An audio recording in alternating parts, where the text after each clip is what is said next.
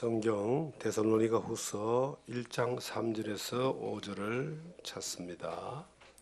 형제들아, 우리가 너희를 위하여 항상 하나님께 감사할지니 이것이 마땅함은 너희의 믿음이 더욱 자라고 너희가 다 각기 서로 사랑함이 풍성함이니 그러므로 너희가 견디고 있는 모든 박해와 환난 중에서 너희 인내와 믿음으로 말미암아 하나님의 여러 교회에서 우리가 친히 자랑하노라. 이는 하나님의 공의로운 심판의 표요 너희로 하여금 하나님의 나라에 합당한 자로 여김을 받게 하려 함이니 그 나라를 위하여 너희가 또한 고난을 받느니라. 아멘. 칭찬받는 성도라는 제목으로 데살로니가 후서 1장 1절에서 3절에서 5절의 말씀을 통해서 우리에게 주신 하나님의 은혜를 함께 나누기를 원합니다. 이 데살로니가라는 이 지역은 지금도 그리스, 특히 바로 그 인접한 지역에 있습니다. 데살로니가라는 지명을 그대로 쓰고 있습니다. 우리가 지난번에 베레아 사람에 대해서 그 믿음에 대하여 말씀을 전할 때에 베레아 사람들은 데살로니가 사람들보다 신사적이어서 라고 데살로니가라는 지역이 나오잖아요. 굉장히 번창했던 지역이고 복음에 대해서 배타적인 지역이고 포악했던 흠했던 그러한 사람들이 살았던 곳인데 바울 사도의 전도를 통해서 복음을 받아들이고 교회가 세워졌습니다. 근데 그 험한 지역에 사는 사람들이 예수를 믿고 나니까 주변에 있는 사람들이 가만히 두지를 않는 거예요. 막 공격하고 엄청난 박해와 환난과 고난이 많았다라고 하는 것을 이 성경에 지금 3절에서 5절에 보니까 그런 단어들이 나오잖아요. 데살로니가 지역의 사람들은 극적으로 이제 예수를 믿고 난 뒤에 아마 성품이 굉장히 이 호전적이었던 그런 지역이었던 것 같아요. 막 반대하는 세력들은 막 공격하고 죽이려고 하고 또 거기서 믿음을 가진 사람들은 목숨 걸고 믿음을 지키고 막 그랬던 그 성품을 가졌던 지역인 것 같아요. 그런데 그 예수를 믿었던 이 사람들 데살로니가의 교회가 그 환난과 어려움 가운데서 이제 믿음을 지키고 믿음이 성장하는 그러한 일들이 보여진 거예요. 그리고 이제 그들의 마음 가운데 예수 그리스도의 그 재림, 영원한 하나님 나라에 대한 소망이 점점 커져서 어떤 환난도 소망을 이기지 못하는 그런 환경들이 그 주변에 이제 교회 가운데 형성이 되었습니다. 그때 이제 바울 사도가 그 환난 가운데 있으면서 재림의 소망 가운데 살아가는 그들을 보면서 이제 위로의 말을 전하고 또 당부의 말을 전하는 그러한 이 내용이 데살로니가 전 후서의 내용입니다. 특별히 데살로니가 이 후서에 기록이 되기를 그렇게 박해했던 너희들이 그렇게 복음을 받아들이고 그것도 박해하는 그 주변 사람들에게 그 믿음을 지키고 인내하며 자라가는 믿음이 자라가는 것들이 보이는 것에 대하여 그냥 칭찬을 하는 거예요.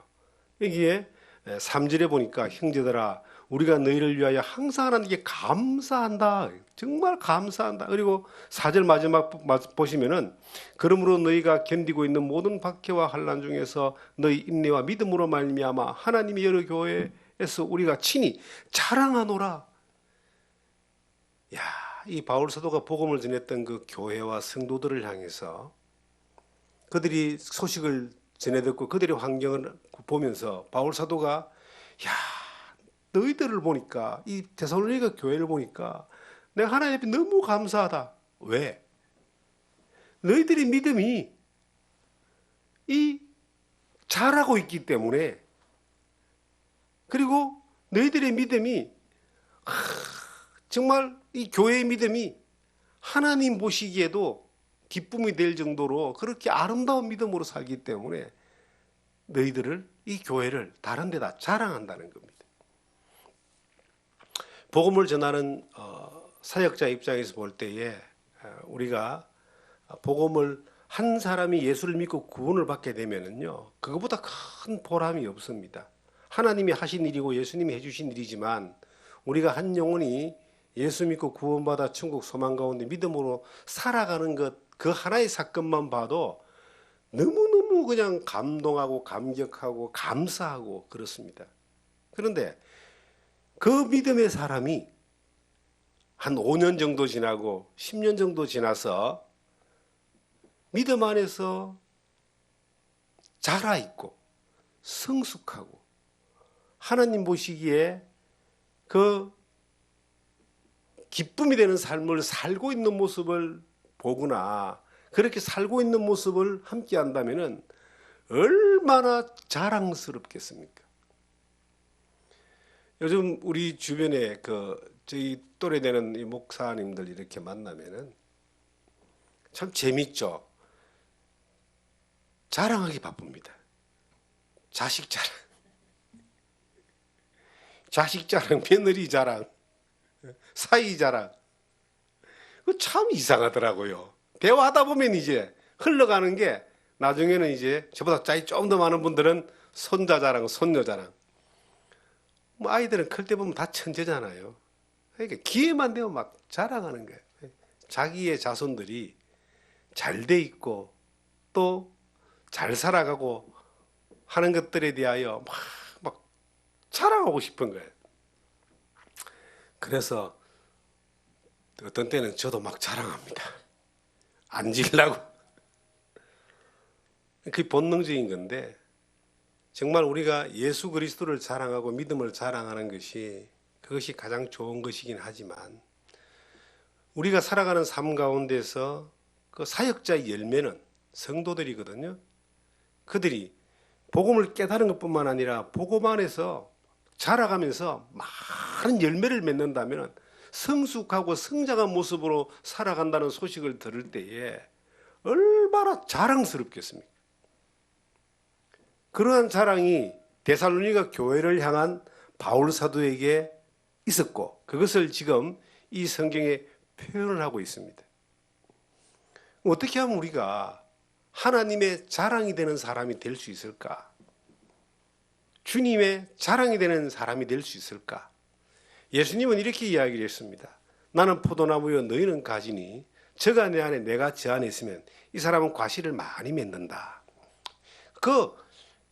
우리 주님이 자랑할 만한 조건에 대한 원리를 가르쳐 요한복음 15장 5절에 정확하게 가르쳐 두었습니다.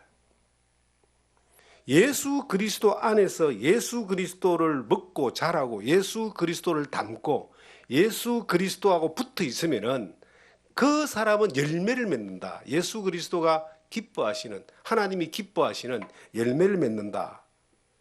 그것이 주님이 우리를 자랑스럽게 보는 그 원리입니다. 하나님은 농부라고 되어 있습니다. 요한복음 15장 1절에 보시면 내 아버지는 농부라. 농부가 포도농사를 짓습니다. 예수 그리스도가 이제 그 원 포도나무 뿌리입니다. 예수 믿고 구원받은 사람들은 다 그 포도나무에 붙어 있는 가지들입니다. 그러면 이 포도나무 가지에서 포도 열매가 많이 맺히면 농부가 기뻐하는 거예요. 하나님이 기뻐하는 거예요. 포도나무의 자랑인 거예요. 우리가 그 안에 붙어 있으면은 믿음도 자라고 그리고 열매도 맺고 주님의 기쁨이 되고 하나님께 영광이 되는 것이 이거는 뭐 확실한 방법인데 그 단순하고 확실한 방법에서 벗어나기 때문에 열매를 맺지 못하는 겁니다. 자라지 못하는 겁니다.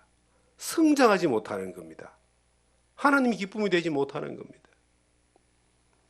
신앙생활은 주님 안에 잘 붙어 있으면요. 확실하게 하나님의 기쁨이 될 수 있어요. 붙어 있지 못하면 날고겨도 하나님하고 기쁨하고는 상관없는 모습이 되는 것입니다. 우리가 많은 사람들이 착각하기 가장 쉬운 것이 뭐냐면은 가지가 뿌리를 움직인다고 생각하는 거예요. 뿌리가 가지를 움직이는 겁니다. 우리가 하나님의 일을 하는 것이 아니라 하나님이 우리를 통해서 일하시는 거예요. 우리가 열매를 맺는 것이 아니라 우리가 주님에게 붙어 있을 때 열매가 맺어지는 겁니다. 가지 쭉 잘라가지고 내놔보세요. 말라 비틀어 죽지 거기서 어떤 열매가 맺히지 않습니다. 가지가 못생겨도 뿌리에 붙어가 있으면은 이것은 열매를 맺을 수가 있어요. 그래서 신앙생활은 예수 그리스도에게 잘 붙어 있는 것이 이것이 신앙생활의 절대 비결이다. 그리고 예수 그리스도 안에서 그리스도를 닮고 배워나가는 가운데 우리가 하나님을 알아가고 배워가고 경험해 나가면서 믿음이 성장해 가는 겁니다. 아이가 태어났습니다. 그런데 자라지 않습니다. 태어났을 때 부모가 얼마나 기쁘겠습니까? 귀한 집안에 자손이 태어났는데 보통 3kg 정도에서 4kg 사이로 태어나잖아요. 그런데 너무 기뻐서 잔치를 벌리고 온 동네 사람들이 다 축하했는데 한 달이 지나도 3kg, 1년이 지나도 3kg. 그러면 부모가 기쁘겠어요? 그때부터 그냥 절망하고 고민하고 괴로워하겠습니까? 태어난 아기 때문에 절망하고 괴로워하고 고민하는 거예요. 우리가 예수 그리스도 안에서 구원받은 것을 거듭났다 그래요. 새로운 피조물이니 이전 것은 지나갔으니 보라 새 것이 되었다. 새로운 생명으로 태어난 거예요. 그럼 태어난 이 생명이 새로운 생명이 자라가야 되는 겁니다. 자라가지 않으면은 우리를 태어나게 하신 하나님이 우리를 태어나게 하신 예수님이 평생 걱정하고 고민하는 겁니다. 에베소서를 한번 찾겠습니다. 에베소서를 보시면은 에베소서 찾으시면요 4장 15절입니다.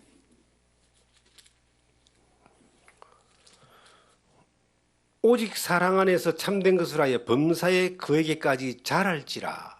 그는 머리니 곧 그리스도라. 그에게서 온몸이 각 마디를 통하여 도움을 받음으로 연결되고 결합되어 각 지체의 분량대로 역사하여 그 몸을 자라게 하며 사랑 안에서 스스로 세우느니라. 범사에 그에게까지 자랄지니라. 근데 자라는 방법이 연결되어져서 예수 그리스도에게 붙어 있을 때만이 이게 자랄 수가 있는 겁니다.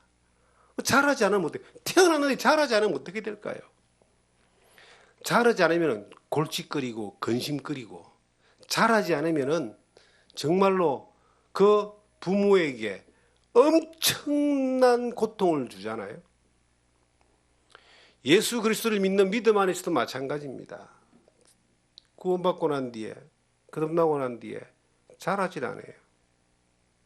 저는 그런 사람들을 너무 많이 봐왔습니다. 자라지는 않아도 붙어만 있으면 정상적으로 성장하는데 붙어있지도 않는 것 때문에 말라 비틀어져서 삐찍삐찍 말라 비틀어져서 그냥 부셔질 것 같은 그런 사람들이 얼마나 많은지 모릅니다. 이 식물도 키워보면 그렇습니다. 땅에 딱 박혀가지고 충분히 수분과 햇빛을 공급받으면 식물은 잘 자랍니다. 그런데 잘 심어놨는데도 이게 수분이 공급이 안 되고 햇빛이 공급이 안 되면 그냥 시들시들하고 죽는 거예요. 예수 믿고 구원받아 천국 소망 가운데서 살아가지만 하나님의 말씀이 공급되지 않고 하나님의 은혜 가운데 머물지 아니하고 예수 그리스도에게 붙어 있지 않으면 어느 날 시들 말라 비틀어지는 거예요. 믿음 안에 확신도 사라지는 것 같고 기쁨도 없고 늘 두려움과 근심과 염려 가운데서 불안 가운데서 그렇게 살게 되는 거예요. 늘 죄책감 가운데서 쭈그러들어 가지고 그렇게 우울하게 살게 되는 거예요. 왜 그럴까요? 공급받지 않기 때문입니다. 이 성경에 기록되어 있잖아요.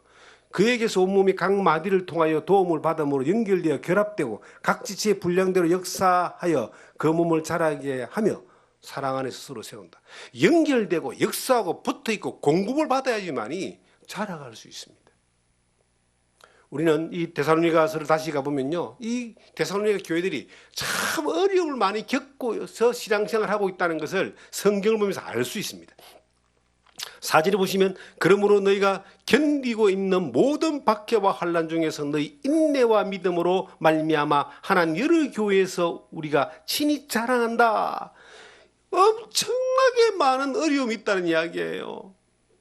박해도 있고 환난도 있고 인내하지 않으면 안 되는 그런 가운데서도 이 데살로니가 교회의 성도들이 자라고 있어요. 이 위에 3절을 보시면은 형제들아 우리가 너희를 위하여 항상 하나님께 감사할지니 이것이 당연함은 너희 믿음이 더욱 자라고 너희가 다 각기 서로 사랑함으로 풍성함이니 되어 있습니다. 환난, 박해, 어려움, 고통, 고난이 오는데도 자란다라고 표현하고 있어요. 그러니까 감사하고 환난, 박해, 어려움, 고난, 박해가 오는데도 그런데도 자라니까 내가 너희를 자랑한다 이 말이에요. 여러분 신앙생활을 하면서 어려움도 없고 힘듦도 없고 만사형통하고 다 잘 되면은 신앙생활 잘할 것 같죠? 전혀 그렇지 않습니다. 신앙생활은 어려움, 박해, 고난, 환난, 괴로운 일들이 함께 옴으로 자라는 거예요. 요즘 아이들이 참 부모들이 너무 걱정스러워서 땅도 흙도 밟지 않고 흙도 만지지 않고 그냥 보호받으면 자랍니다. 면역력이 떨어져 가지고 뭐 어린이집에 감기 하나 걸리면요 100% 다 걸려버립니다. 평소에 자라면서 면역력이 없이 너무 보호받고 자라다 보니까 조그마한 병균만 들어와도 바이러스만 들어와도 다 걸려버리는 거예요. 우리는 어릴 때 그 아이를 내가 클 때도 그렇겠지만 우리 아이들이 클 때도 어느 정도 이렇게 뭐 1년에 몇 번씩 아픈 고비를 넘어갑니다. 그리고 이제 예방주사도 맞기도 하죠. 그런데 아픈 고비를 넘어가면은 그때 한 번 더 자라 있고 또 한 번 넘어가면 또 튼튼해져 있고 그런 걸 보거든요. 몸이 스스로 이걸 이길 수 있는 힘으로 이렇게 아픔과 고통을 통해서 그 변해가는 단단해져가는 것들을 그렇게 우리는 경험했습니다. 근데 이제 그런 것들을 전혀 배제하고 그냥 온실 안에서 하초를 키우듯이 그렇게 키워 보호하니까 공동생활하면서 약간의 뭐 이 바이러스만 돌아도 전부 다 거기에 그냥 걸리는 그런 일들이 현재 일어나고 있잖아요. 신앙생활도 마찬가지예요. 아무 일이 없고 모든 것이 좋고 모든 것이 형통하고 모든 것이 평화로고 모든 것이 잘 되면은 신앙생활이 잘 되고 성장하고 형통하고 단단해질 것 같죠? 그러지 않습니다. 그렇게 되면요 나약해지고 나태해지고 그리고 어떤 자생력이 없는 약간만 어려움이 와도 무너져서 일어서지 못하는 그러한 결과로 가게 됩니다. 이 데살로니가 교회들은 환난과 박해와 어려움과 인내로 지키지 않으면 안 될 정도의 어떤 그 고난들이 있었는데도 그들은 하나님 앞에서 자랑거리가 되고 멀리서 바라보는 성도들 그 복음을 전했던 바울에게는 하나님께 그들의 그 영적 성장을 향하여 통해서 감사하게 되는 그런 이야기를 하고 있는 겁니다. 믿음이 자라는 데는 몇 가지의 어떤 그 이유가 있습니다. 이 성경에 보니까 바울 사도가 그 데살로니가 교회를 향해서 말하기를 뭐라고 이야기합니까? 첫째는 이 성경에 왜 감사하냐? 믿음이 자라기 때문에 감사하고 두 번째 왜 감사하냐? 환난 그 믿음 그 가운데에서도 너희가 사랑하기 때문에 그 어려운 가운데서도 성도들이 사랑하기 때문에 사랑이 풍성하기 때문에 라고 기록되어 있고 세 번째는요 그 어려운 가운데서도 인내를 가지고 지키기 때문에 이 세 가지가 감사할 일이다. 너희를 자랑할 이유가 이 세 가지다. 그 어려운 가운데서도 믿음이 성장하고 자라고 있고 그 어려운 가운데서도 교회와 성도들이 사랑이 풍성하고 그 박해와 환난 가운데서도 도망가고 숨거나 피하지 않고 인내하고 믿음을 지키는 이 세 가지가 너무나 감사하고 자랑할 만하다.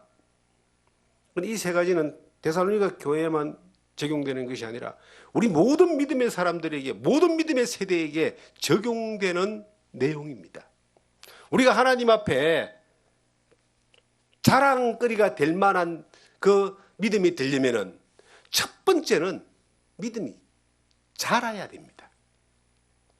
자라지 않으면은 자랑거리가 될 수가 없어요. 자라지 않으면은 칭찬받을 일이 없습니다. 태어나서 어떻게 하면 믿음이 자랄까요? 믿음이 어떻게 하면 자랍니까? 성경에 보면요, 믿음이 못 자란 사람들에 대한 내용들이 많이 나와요. 믿음이 못 자란 사람들. 예수 믿었는데 믿음이 못 자라는 사람들이 있어요. 그 얘가 이제 몇 군데 나오는데 그 하나가 히브리서입니다. 히브리서를 하나 찾겠습니다.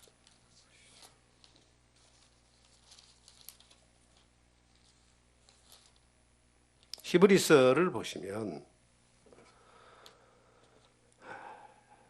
5장 12절부터 보겠습니다. 때가 오래됨으로 너희가 마땅히 선생이 되었을 터인데 너희가 다시 하나님의 말씀의 초보에 대하여 누구에게도 가르침을 받아야 할 처지이니 단단한 음식은 못 먹고 젖이나 먹어야 할 자가 되었도다. 이는 젖을 먹는 자마다 어린 아이니 의의 말씀을 경험하지 못한 자요. 믿음이 오래된 사람인데, 그러니까 요즘으로 말하면 뭐 집사, 장로 정도 되는 사람인데 이 뜻이에요. 그 정도의 연륜이 되는 사람인데 말씀의 초보에 대하여 다시 말씀을 가르침을 받아야 될 정도로 기초가 잘못되어 있다.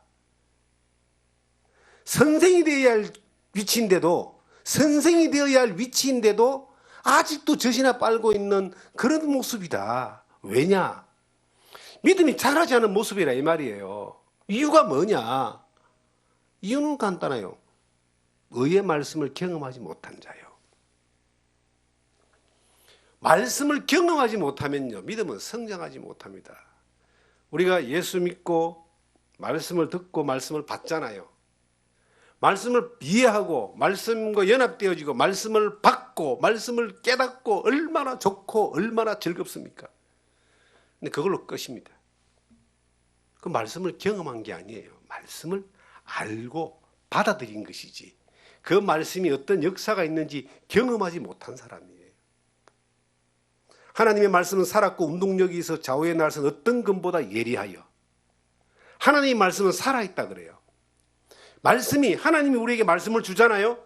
그럼 그 말씀은 그게 말이 아니에요. 말이 아니라 능력입니다.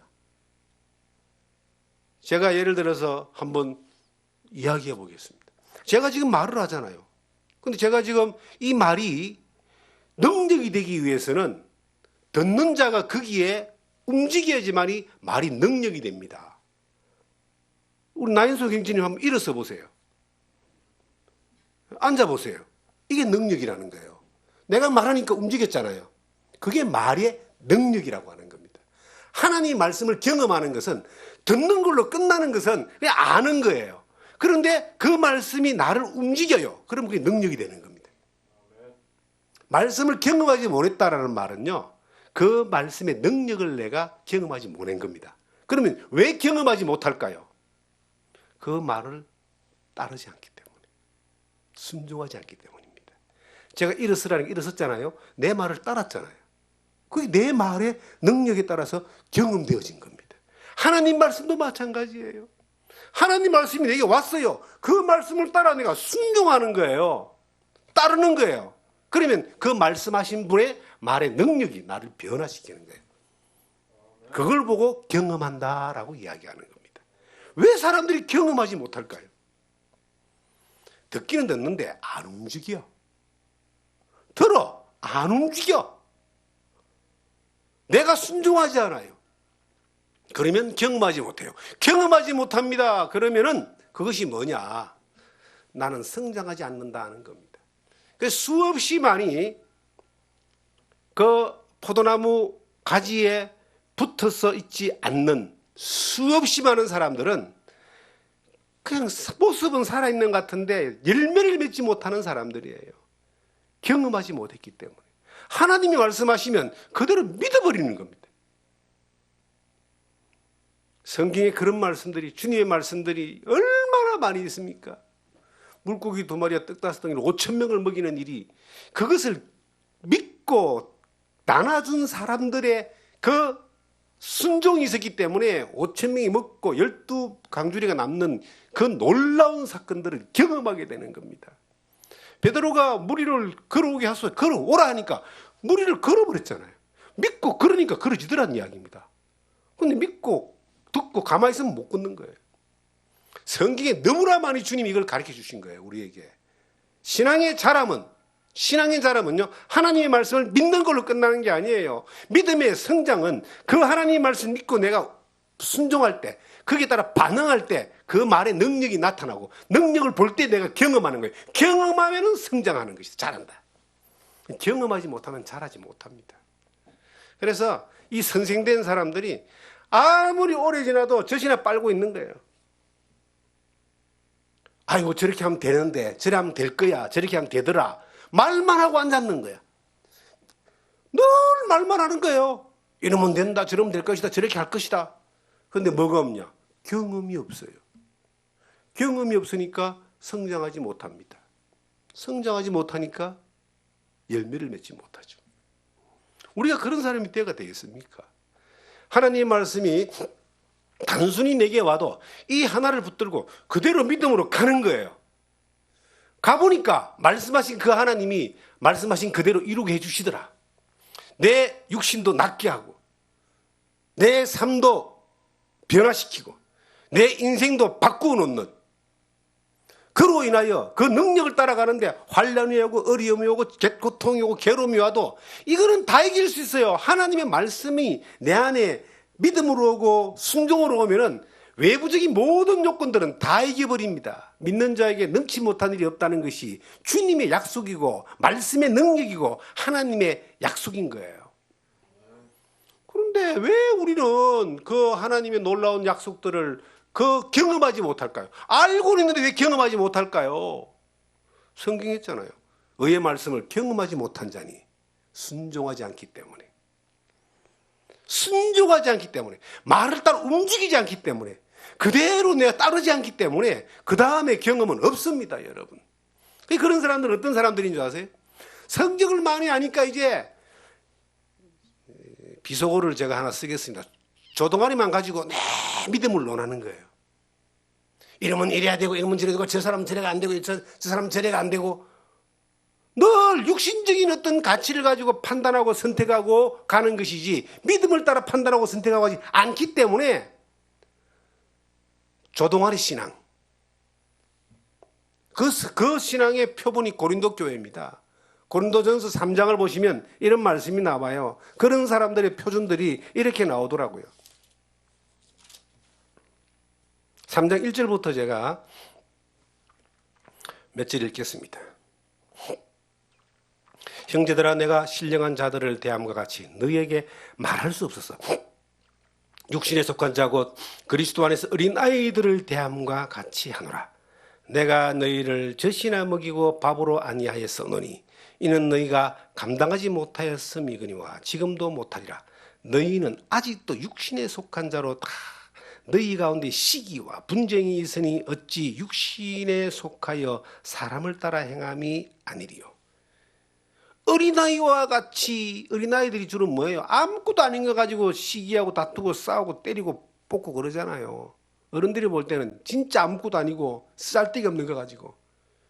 그러니까 의의 말씀을 경험하지 못했기 때문에 하나님 말씀을 듣고 하는 걸 다 머리로 넣어놓고 입으로만 다 발산하니까 시기와 질투와 분쟁이 가득하고 육신에 속해가지고 육신의 판단을 가지고 육신 것만 가지고 육신적인 것을 가지고 하나님이 일을 한다 그러고 하나님을 판단하고, 그러니까 우리 주변에 그 어린아이들 소꿉장난 하다가 싸우는 것 같은 일들이 얼마나 많이 벌어지고 있습니까?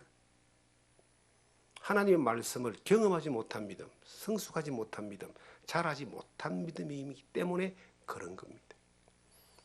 우리가 믿음이 자란다라고 하는 이것은 눈에 이래 보이지, 자라는 게 뭐 보입니까? 육신이 자라는 거 보이잖아요. 애들이 육신이 자라는 거 쑥쑥쑥쑥 보이잖아요. 그런데 믿음이 자란다는 것은 잘 안 보이잖아요. 근데 믿음이 자라는 것을 어떻게 우리가 볼 수가 있느냐는 거예요. 하나님의 말씀을 잘 순종하느냐 하지 않느냐에 따라서 보이는 겁니다. 여러분 순종해 보세요. 우리가요 조금만 육신의 어떤 이득이 생겨도 믿음의 것들을 포기합니다.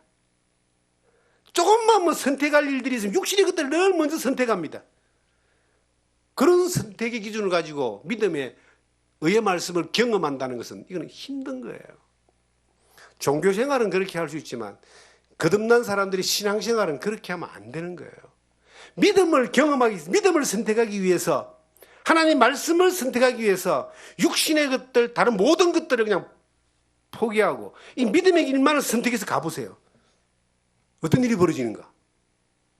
하나님의 말씀이 능력으로 경험되어지게 됩니다. 경험되어지면 뭐가 생기는 줄 아세요? 믿음이 있는 사람이냐 아니냐, 믿음이 성숙한 사람이냐 아니냐를 뭘로 판단할 수 있느냐? 저는 이걸로 판단합니다. 하나님을 얼마나 신뢰하느냐로 판단합니다. 하나님을 경험하면 하나님이 신뢰되지잖아요. 그러잖아요? 한 번, 두 번, 세 번 하나님의 말씀을 따라갔더니 한 번, 두 번, 세 번 다 하나님의 능력이 나타났어요. 회부에 환난도 오고 어려움도 오고 박해도 오고 고통도 오지만 그 모든 것들도 하나님이 다 이기게 해주시는 놀라운 그 말씀의 능력을 내가 경험하고 따라가니까 그렇게 해주시더라는 거예요. 그러면 그걸 계속 그분을 신뢰하게 되잖아요. 다음에도 그분의 말씀을 따라서 가고 다음에도 주님의 말씀을 따라서 가고 언제라도 그렇게 선택하고 가는 거예요. 그 신뢰가 하나님을 믿는 믿음의 성장의 모습입니다. 하나님 믿는 게 뭡니까, 여러분? 하나님이 천지를 지으신 하나님이 나를 구원하신 그 하나님 내 아버지고 그 하나님이 지금도 살아계신 걸 믿는 거예요. 그 하나님이 내 앞에 계시고 나와 함께 계시고 나를 인도하시고 천국까지 나를 눈동자처럼 지키신다는 걸 믿는 거예요. 하나님 믿는다는 게 그냥 구원해 주신 하나님만 믿는 거, 천국 가면 계신 하나님을 믿는 그것만 아니라 그건 당연한 거고 지금도 하나님이 나와 함께 계신 걸 믿는 거예요. 지금도 하나님 내게 말씀하는 걸 믿는 거예요. 지금도 하나님 말씀이 내게 주신 말씀으로 믿는 겁니다. 그때 하나님 주시는 그 말씀이 있을 때 그대로 따라가 보자는 이야기예요. 따라가 보면 그 하나님이 말씀하신 그 하나님이 그 말씀을 능력으로 이루게 해주신다니까요. 그걸 보면 그 하나님을 더 신뢰하게 되잖아요. 그러면 그 하나님이 그 신뢰함을 통하여 우리가 말씀을 순종함으로 하나님의 의의 말씀을 경험함을 통하여 우린 더 하나님을 신뢰함으로 인하여 하나님으로 점점점 더 하나님만 의지하고 하나님만을 따르고 하나님의 사랑하고 하나님만 영광을 위해 살게 되면은 그 삶의 모습이 믿음의 성장의 모습들로 드러나게 돼 있어요. 열매로 드러나게 되어 있습니다. 그래서 이 데살로니가 교회의 성도들을 향하여 바울 사도가 그렇게 하나님 앞에 감사하고 그렇게 자랑할 만한 사람이 자랑할 만한 모습이 된 것들이 믿음이 성장하는 모습들을 그렇게 자랑하는 모습들이 보여지는데 하나님을 신뢰하는 것들이 환난과 박해와 어려움과 고통 가운데서도 인내했다. 현재의 고난은 잠깐이고 장차할 영광은 영원한 건데 이 잠깐인 이런 것들을 전부 다 이겨버리고 생명의 위협과 고통이 온다 할지라도 도망가거나 숨거나 피하거나 비겁하지 않고 인내함으로 기다렸다 이 말이에요. 뭐가 있기 때문에? 믿음. 그 믿음이 자라기 때문에 인내하는 힘도 더 커져가는 거예요. 믿음이 성장하면요 가치가 다르거든요. 세상이 커 보이는 것이 아니라 하나님을 더 많이 신뢰하게 되면 자라가면요 세상이 커 보이는 것이 아니라 하나님이 더 크게 보이는 거예요. 하나님이 크게 보이면 세상이 작아지게 보이는 겁니다. 그 세상에서 보여지는 환난, 고난, 박해, 어려움 이런 것들이 하나님을 신뢰하는 믿음이 성장함이 없으면은 그게 전부 다잖아요. 세상에 조그마한 고통이 오고 어려움이 오고 절망감이 오고 공격이 오면은 하나님이 안 보이면 그게 다기 때문에 이제 죽었구나 끝났구나 하면서 막 한숨 쉬고 괴로워하고 땅을 치고 슬피 울고 그러지만 내가 하나님이 내 안에 충만하게 보여지고 하나님을 믿는 믿음 안에 내가 자라가 있으면은 이 세상에 어떤 박해와 어려움과 고난과 괴로움이 와도 이것이 작게 보인다니까요. 이거 보다 하나님이 더 크게 보이니까 그것들에 내가 흔들리거나 마음 뺏기지 않고 믿음 안에서 인내하면서 소망 가운데서 기다리는 거예요. 그래서 믿음이 성장한 사람의 특징이 뭐냐? 두 가지가 있습니다. 그 하나가 인내입니다. 믿음이 성장한 사람의 특징이 뭐냐?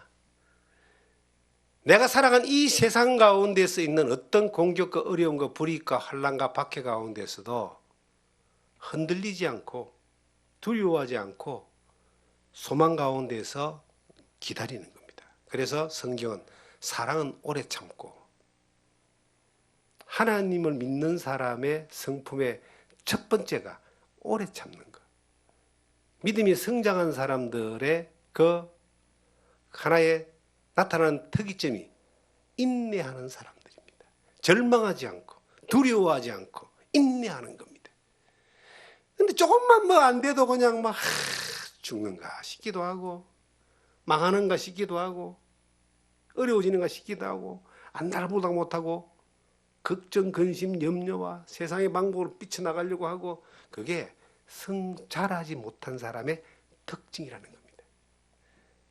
알고만 있지 순종하지 않았기 때문에, 경험하지 못했기 때문에 그렇게 우왕좌왕하면서 두려워하고 떠는 거예요. 믿음을 경험한 사람들, 의의 말씀을 경험한 사람들, 예수를 믿고 구원받은 것을 뿐만 아니라 예수 그리스도 안에서 믿음으로 선택했더니 하나님이 놀라운 역사들로 우리를 인도했던 것들을 하나하나 경험해 본 사람들은요, 세상의 이 가치들에 대하여 어떤 상황이 와도 소망 가운데 인내할 수 있는 힘을 가지게 됩니다. 그게 믿음이 성장한 사람이고 성숙한 사람이에요. 그리고 이제 믿음 안에 자란 사람이 두 번째 특징, 두 번째라보다 첫째라고 말하고 싶은 거. 두 번째가 사실 인내고요. 첫째가 뭐냐니까 데살로니가서 가보면은, 후스에 가보면은 3절에 형제들아 우리가 너희를 위하여 항상 하나님께 감사할지니 이것이 당연함은 너희의 믿음이 더욱 자라고 너희가 다 각기 서로 사랑이 풍성함이니. 믿음이 자란 사람의 특징은 사랑이 풍성합니다. 하나님이 모든 하나님의 사람들에게 말씀하시기를 너는 마음을 다하고 목숨을 다하고 뜻을 다하여 주 너희 하나님을 사랑하라. 이것이 첫째 계명이다 그래요. 이것은 구약 신약 전체를 통틀어서 하나님의 사랑을 받은 사람을 향한 하나님의 그 첫 번째 계명입니다. 그래서 예수님은 세 계명을 너희에게 주느니 너희가 서로 사랑하라 그랬잖아요. 요한복음 13장에 34절에. 이 사랑이라고 하는 이것은 예수 그리스도를 믿는 믿음 안에서 자라지는 사람에 나타나는 첫 번째 특징입니다. 내가 예수 믿고 구원받고 하나님 자녀인데 내 안에 사랑이 없다? 그거는 마치 뭐와 같습니까? 사람은 사람인데 그 안에 심장이 없다. 똑같은 거예요. 심장 없는 사람은 이게 살아난 사람이 아니잖아요. 사랑 없는 그리스도인들은 이건 뭔가 고장난 그리스도인들입니다. 사랑이 있는 그리스도인이 믿음 안에 자라고 있는 사람의 특징이에요. 우리가 이웃을 사랑해야 되죠. 복음을 전하는 거잖아요. 이 땅에 우리가 존재하는 이유 가운데 첫 번째 이유 한 가지만 되라면은 우리를 통해서 다른 사람에게 복음을 전하는 겁니다. 우리를 이 땅에 구원받고 이 땅에 살게 해주신 하나님의 그 이유 가운데 하나가 땅끝까지 이르러 복음을 전하는 겁니다. 그 사명을 우리에게 주셨어요. 그런데 그 사명을 이루기 위해서 우리가 가장 잘할 수 있는 가장 확실한 방법이 한 가지가 있는데 그것이 우리가 사랑 안에 거하는 겁니다. 우리가 서로 사랑하는 겁니다. 너무나 유명한 말씀 요한복음 13장 34절을 한번 찾겠습니다.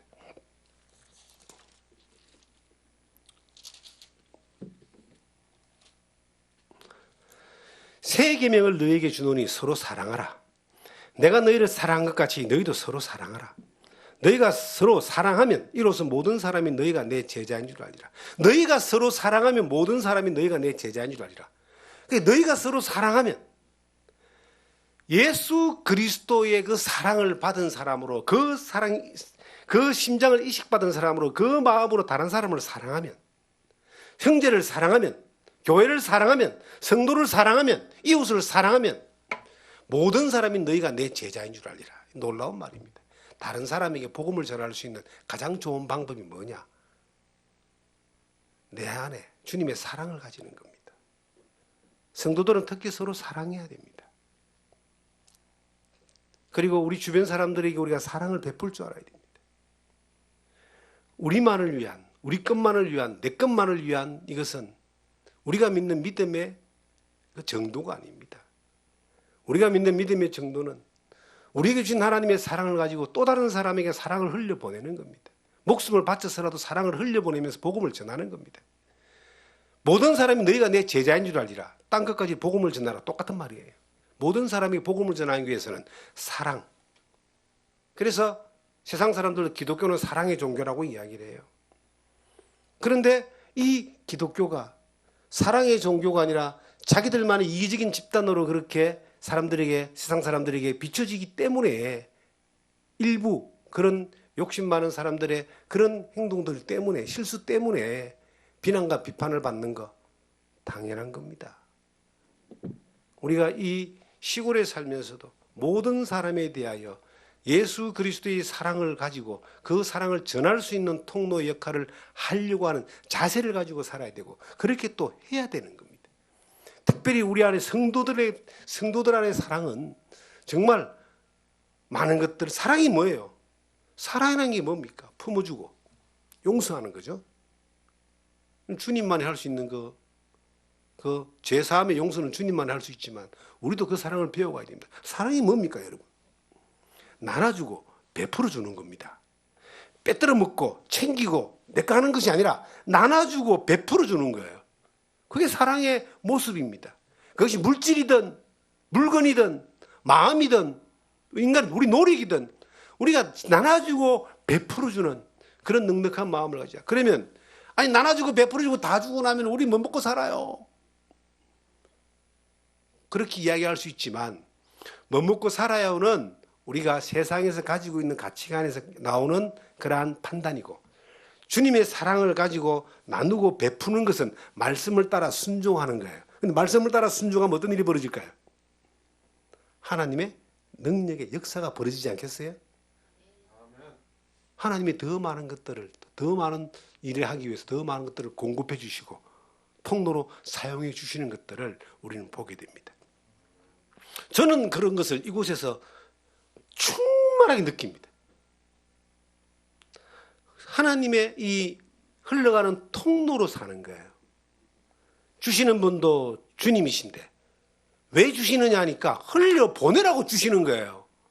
그런데 이걸 창고를 딱 닫아놓고 있으면은 이 문을 닫아놓고 있으면은 어떤 일이 벌어질까요? 그때부터는 냄새가 나기 시작하고 썩기 시작합니다. 이 밑에 저수지가 있잖아요. 이 동네가 운남인데 원래 옛 지명이 백골입니다.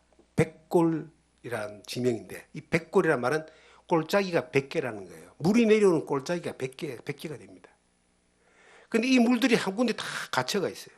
저 물은 항상 깨끗하잖아요. 어디 물보다 깨끗한 물이 우리 저수지 물이거든요. 왜 깨끗하냐? 100군데에서 물이 내려오는데 어느 정도가 딱 되면은 물이 다 밑으로 흘러가기 때문에 깨끗한 거예요. 흘러가지 않고 계속 가다 놔봐요.